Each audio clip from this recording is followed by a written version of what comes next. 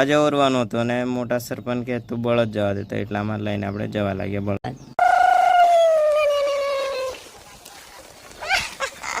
તો આજે આપણે નાનું ટ્રેક્ટર લઈને જવા લાગ્યા પતરા ભરવા માટે અને એટલામાં આપણે પહોંચી ગયા છે પતરા લેવા અને એક એક કરીને ભરવા લાગ્યા. નાનું છોકરું કે તું ભર ને મેં કહ્યું આપણે ભરવાળા નહીં ગાડી ચલાવવાળા. પતરા લઈને ઘરે પહોંચી ગયા છે. ના સરપંચ કહ્યું ચાલ તું લાકડા લેવા. साला ये दुख का खत्म नहीं होता बे. જીવન છે, જીવનની અંદર સુખ અને દુઃખ બધું આવવાનું છે, તો મિત્રો તેનો સામનો કરવો જોઈએ. મારા છોકરાને પૂછ્યું કે તું શું ભણવા કરે, બ્લોગર કે હું?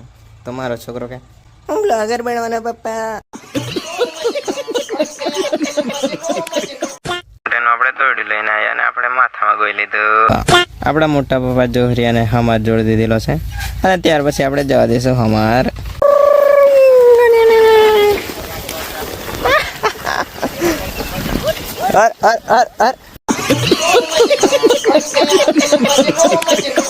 દેવે જવાનો હતો ને દેવો પાછળ બેઠો તો અભી મજા આયેગા ના ભીડો.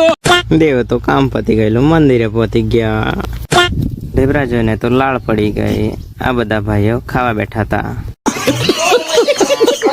મંદિરે આવીને ફરવાનું મન થયું, લીલગરીઓ ફરવાયા. વાવ, મોટી મોટી લીલગરીઓ. અમારા ગામમાં બોલ પેન ના મળે એટલે દેશી જુગાડ કરી નાખ્યો. નાળા વડે લખવા માંડ્યા. ઇન્સ્ટાગ્રામ જોઈ રહ્યા હોય તો ફોલો કરી દો, યુટ્યુબમાં જોઈ રહ્યા હોય તો લાઈક સબસ્ક્રાઈબ કરી નાખજો. તો બાય બાય.